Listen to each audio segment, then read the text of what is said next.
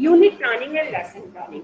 अब हम कोई भी टीचर अगर क्लास में जा रहा है तो सबसे पहले उसको प्लानिंग करना पड़ेगा। वो ऐसे ही एंटर नहीं होंगे क्लास में, उनको पहले पता होना चाहिए कि मैं पढ़ाने क्या जा रहा हूँ, उसको कैसे पढ़ाना है। तो उसके लिए टीचर क्या करते हैं, दो तरीके से प्लानिंग करते हैं, या तो वो यूनिट प्लानिंग करते हैं या लेसन प्लानिंग करते हैं।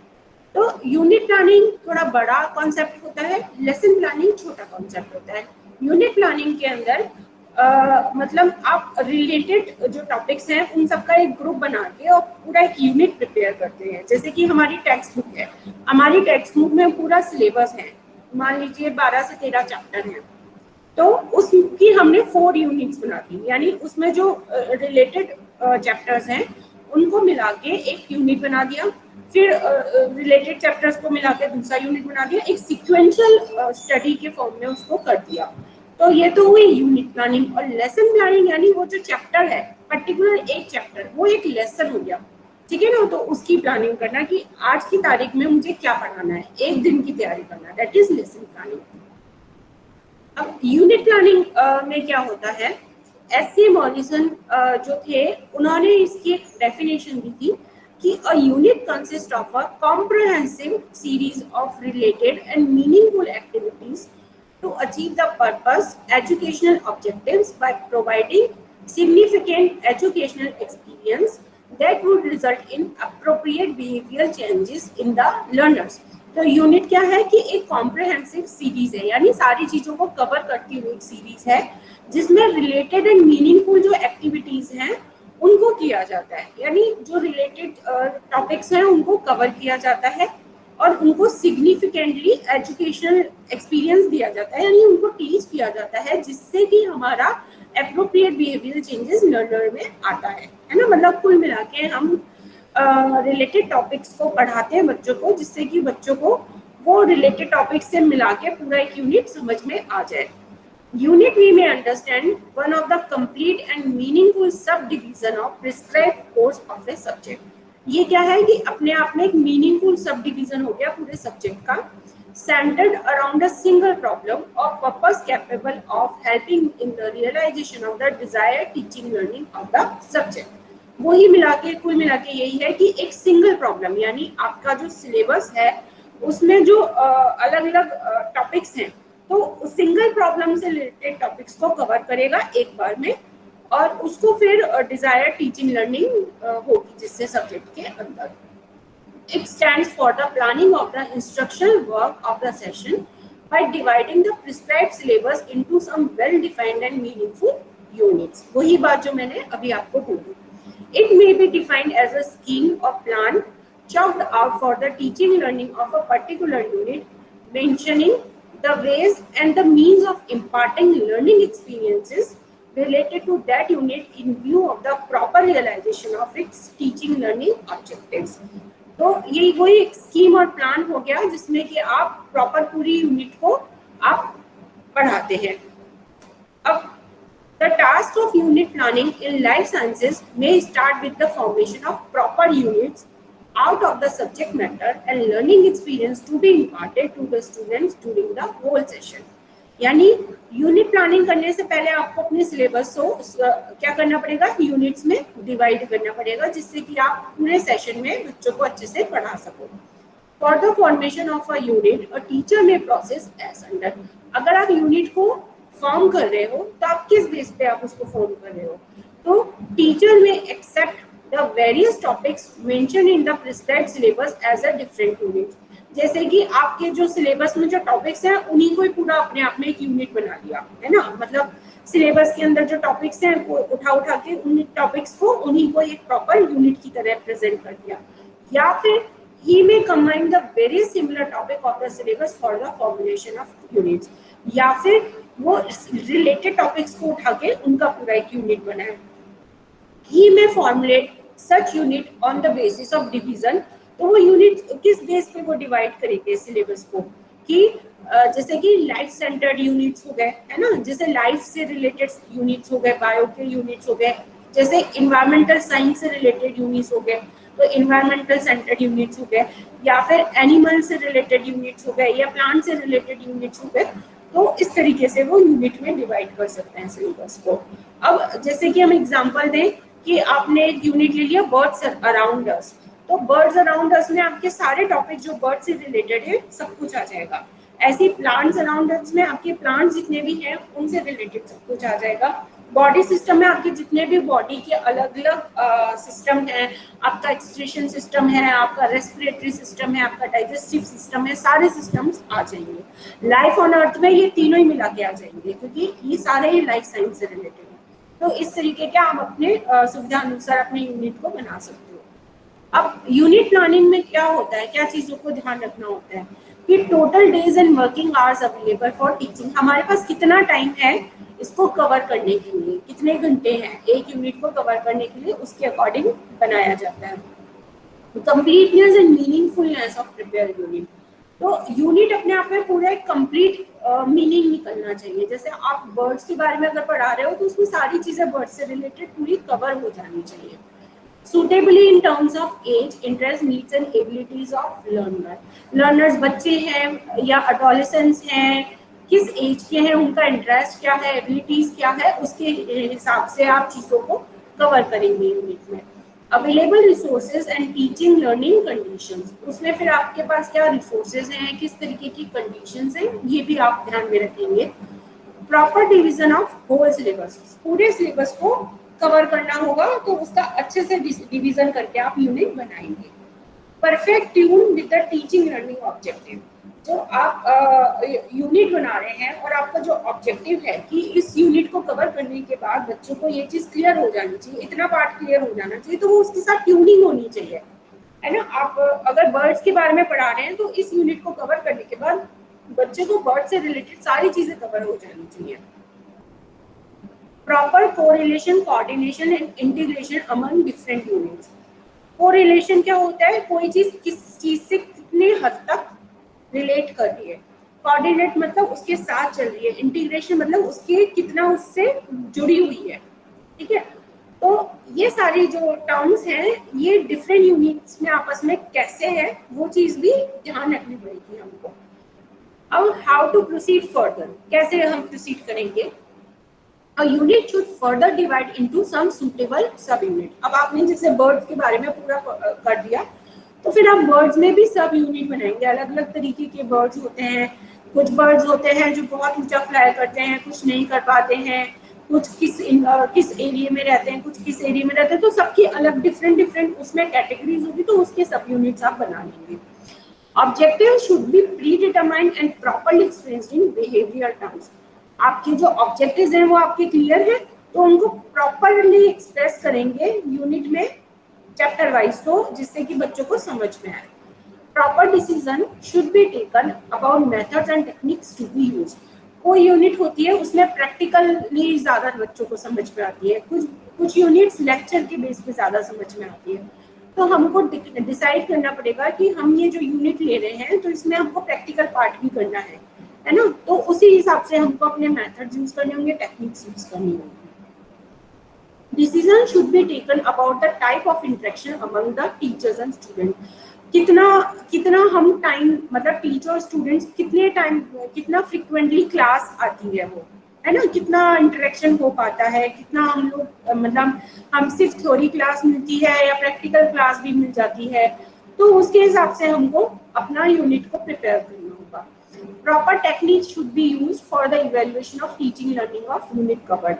जब हमारी बुक के पीछे हम जब कोई भी चैप्टर कवर करते हैं तो उसमें पीछे असाइनमेंट्स होते हैं ना, उसके अंदर पीछे क्वेश्चंस वगैरह होते हैं, तो वो इवैल्यूएशन को कवर करता है कि इस चैप्टर को पढ़ने के बाद हमने ये चीज समझी तो हमें ये क्या क्या आता है, कितना हम समझे। तो यूनिट कवर होने के बाद भी आपको प्रॉपर एक इवैल्यूएशन होना चाहिए कि इस यूनिट को कवर करने के बाद हमने ये चीजें यूनिट में आ गई है और हम ये चीज समझ चुके हैं। अब एग्जाम्पल कैसे हो गए, जैसे हमने बॉडी सिस्टम ले लिया तो ये अपने आप में पूरा यूनिट हो गया। अब इसके सब यूनिट क्या हो सकते हैं कि सबसे पहले तो कंसेप्ट ही क्लियर कर दो कि बॉडी सिस्टम और क्या मीनिंग होता है, फिर डिफरेंट टाइप के बॉडी सिस्टम के बारे में डिस्कस कर दो, जैसे डाइजेस्टिव सिस्टम हो गया, सर्कुलेटरी सिस्टम हो गया, रेस्पिरेशन, एग्जीक्यूटिव स्टेटरी नर्वस सिस्टम। तो ये अलग अलग जो सिस्टम्स हैं इनको एज ए सब यूनिट आप बता सकते हो। क्लियर। अब इसके एडवांटेजेस एंड डिसएडवांटेजेस हम पढ़ेंगे। तो एडवांटेजेस क्या हो गया कि help in the proper coverage of syllabus, पूरा अच्छे से हम सिलेबस कवर कर पाते हैं। और हम प्लानिंग से चलते हैं तो हमारे पास जो भी टाइम होता है या सेशन का जो ड्यूरेशन होता है उसमें हम ये चीजें कवर कर लेते हैं। फिर presents unified and integrated wholes of the meaningful and purposeful content material and learning experiences proves helpful both educational as well as psychological angle।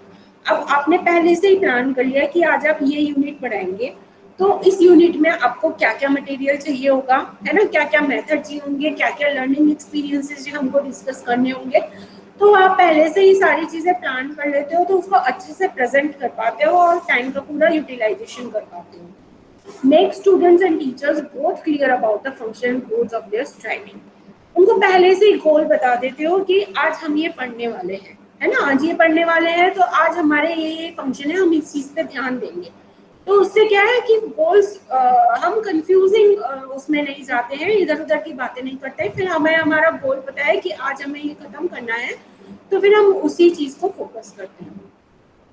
Helps teachers to make adequate preparation for the utilization of proper methods and resource material from provide instruction। इससे क्या होता है कि teacher अच्छे से पहले से plan कर लिया तो प्रिपेयर तैयारी कर पाते हैं। जैसे कि हमारी आर्ट एंड क्राफ्ट की क्लास होती है ना, बच्चों की होती है, तो एक दिन पहले मैम का मैसेज आ जाता है कि बच्चों को आर्ट एंड क्राफ्ट में है ना pencil, rubber, A4 sheet, colours और ये सारी चीजें चाहिए होंगी, रिक्वायरमेंट होगी। तो मतलब हम पहले से ही प्रिपेयर कर लेते हैं कि आज हम ये करने वाले हैं तो हमें ये चीजें चाहिए होंगी। Helps in the proper organization systemization of teaching learning process। तो हम अपनी जो पढ़ाई है उसको प्रॉपर ऑर्गेनाइज वे में कर सकते हैं। अब क्या होता है कि टीचिंग लर्निंग क्वाइट इंटरेस्टिंग, इसको इंटरेस्टिंग बना देता है यूनिट उसमें, है ना, इधर उधर की बात करते नहीं है, डिस्कशन फालतू के होते नहीं है, हम सिर्फ इंटरेस्टिंग जो हमारा जो है गोल उसके बेस पे चलते हैं, तो इनडिसिप्लिन नहीं होता। आप इंटरेस्टिंग बनाते हो तो बच्चे इन्वॉल्व होते हैं, तो बच्चे फिर फालतू अपना टाइम वेस्ट नहीं करते हैं या फालतू बातें नहीं करते हैं, तो इनडिसिप्लिन का प्रॉब्लम नहीं होता। It helps in the proper evaluation of the teaching learning task. इससे टीचिंग और लर्निंग का प्रॉपर इवेल्युएशन भी हो सकता है, क्योंकि आपने प्लानिंग की है। इवेल्युएशन कब होगा? जब आप प्लानिंग करोगे। जब आपने प्लानिंग ही नहीं की है कि आपको करना क्या है, तो आप चीजों को इवेल्युएट नहीं कर सकते। तो प्लानिंग है तो इसलिए हम इवेल्युएशन भी प्रॉपर कर पाएंगे। As proper provision for the diagnosis of the learning difficulties of the students and subsequent remedial instruction। Unit planning करने से हमें मालूम है कि आज हमें ये पढ़ाया जाएगा, तो अगर किसी बच्चे को उस पॉइंट में प्रॉब्लम हो रही है तो टीचर को पता चल जाएगा कि इस यूनिट में बच्चों को दिक्कत होती है, तो फिर वो हाथ किया उसका कोई रिमेडियल इंस्ट्रक्शन सोल्यूशन कुछ डिफरेंट तरीके से पढ़ाने की कोशिश करेंगे, जिससे कि बच्चों को अच्छे से समझ में आए, तो वहीं की वहीं वो प्रॉब्लम सॉर्ट आउट हो जाती है। Has proper provision for the review, recapitalization, practice and drill work related to the contents। अब जैसे हम अपनी बात करते हैं, हमारी क्लासेस में एक बार हम लोग पूरा सिलेबस कर चुके हैं यूनिट वाइज, तो अब हमारे पास पूरा टाइम है कि हम वापस रिवाइज कर पा रहे हैं।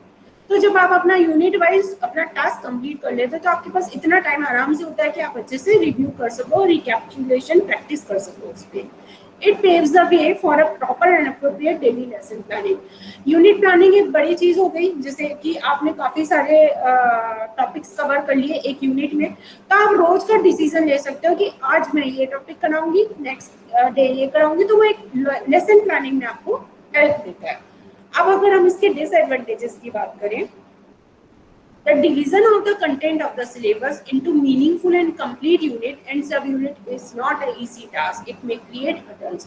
मतलब ये कोई इतना इजी नहीं है कि आप अपने मन से सिलेबस में यूनिट में उसको डिसाइड कर लो कि ये यूनिट हो गया, उसको सब यूनिट बना दो। ये सारा जो एक्सपीरियंस लोग होते हैं, जो काफ़ी अच्छे लेवल पे जिन्होंने स्टडी किया हुआ होता है, जिनको डीप नॉलेज होती है, वही करिकुलम बना पाते हैं और वही यूनिट में उसको डिवाइड कर पाते हैं सिलेबस को। तो ये हम लोगों के लिए थोड़ा सा हर्डल होता है कि हमको इसको करना आना चाहिए। While organizing into some and other units, we have to set aside the logical and sequential development of the subject। It creates too much difficulty in teaching life science, which is well organized, systematic and sequence subject। कई बार क्या होता है कि आप unit को बना रहे हैं तो वो यूनिट जो होती है, कई बार ऐसा होता है कि आप कोई टॉपिक पढ़ा रहे हैं, उस टॉपिक को पढ़ाने से पहले उसका बेसिक क्लियर करने के लिए आपको कोई दूसरा टॉपिक पढ़ाना पहले जरूरी है, पर चूंकि वो यूनिट के अंदर पहले आ गया है तो आपको वो पढ़ाना होगा। उससे क्या हो गया कि आपका जो सिस्टमैटिक सीक्वेंस वे में पढ़ाई होनी चाहिए थी वो ना हो गया, आपको थोड़ा डिस्टर्बेंस हो जाएगा। तो वो टीचर उसके बेसिक को बाद में जब उसका टर्न आएगा तभी क्लियर करेगा, और आपको बिल्कुल उस समय वो थोड़ा सा ऐसे मतलब ऊपर सुपरफिशियली पढ़ा देंगे, तो ये भी एक प्रॉब्लम हो जाती है। It puts restriction on the freedom of teachers, leave title scope for the originality and creativity of the teacher needed in the change situation. अब आपने यूनिट बना लिया और यूनिट में आपने ये चीज डाल दी कि इसको, इस टॉपिक को आपको इस तरीके से पढ़ाना है और आपके यही एक मटेरियल होंगे। अब हो सकता है टीचर उनको और किसी अच्छी तरीके से एक्सप्लेन कर सकते हो, डेमोस्ट्रेट करके एक्सप्लेन कर सकते हो, कोई टूर पे ले जाके एक्सप्लेन कर सकते हो, बट टीचर को फ्रीडम नहीं है, टीचर को उसको यूनिट को अकॉर्डिंग टू दी सिलेबस ही करना होगा, तो इसकी वजह से टीचर को रिस्ट्रिक्शन हो जाते हैं। The teaching learning process become too much time bound. आपको अगर आपके ऊपर प्रेशर है कि आपको 5 दिन में यूनिट कवर करनी है, तो फिर आप उसमें कुछ एक्स्ट्रा करना चाह रहे हैं तो वो आप नहीं कर पाओगे क्योंकि आप टाइम बाउंड हो। It makes teachers too much conscious for the implementation of planned scheme. और टीचर्स क्या है, फिर प्लानिंग पे चलते हैं, फिर वो ये नहीं देखते हैं कि स्टूडेंट को समझ आ रहा है नहीं, क्यों, क्योंकि उनके ऊपर प्रेशर होता है खत्म करने का, तो फिर वो अपनी प्लानिंग के अकॉर्डिंग चलते हैं, तो वो चीज को रिपीट नहीं कर पाते हैं। जैसे कहा जाता है ना कि स्टूडेंट को नहीं समझ में आ रहा है तो रिपीट करते हैं, बट रिपीट का टाइम नहीं होता है, टाइम बाउंड होता है, तो फिर उनको प्लानिंग के हिसाब से चलना पड़ता है। तो टीचर उसमें ज्यादा कॉन्शियस हो जाता है कि मुझे अपनी चीजें टाइम नहीं खत्म करनी है, इस चीज में ध्यान नहीं दे पाते कि बच्चे को समझ आ रहा है कि नहीं आ रहा है। Makes the whole process as planning centered, not the student centered. वही बात आ गई कि टीचर्स का पूरा ध्यान फिर प्लानिंग पे चलता है कि मैं प्लानिंग के अकॉर्डिंग चल रही हूँ कि नहीं चल रही हूँ, ये चीज नहीं रहती कि स्टूडेंट समझ पा रहे हैं कि नहीं समझ पा रहे हैं। It needs expertization as well as labor and time spent on the part of a teacher. जैसे कि मैंने पहले कहा कि हर कोई अपनी मर्जी से यूनिट नहीं डिवाइड कर सकते, ये बहुत एक्सपर्ट डीप नॉलेज वाले जो लोग हाईएस्ट लेवल पे होते हैं वो डिसाइड करते हैं कि कितना लेबर और टाइम इसमें देना है और कितना क्या किस तरीके से बनना है। तो ये जो प्रोसेस है अपने आप में काफी टाइम मांगता है और लेबर मांगता है।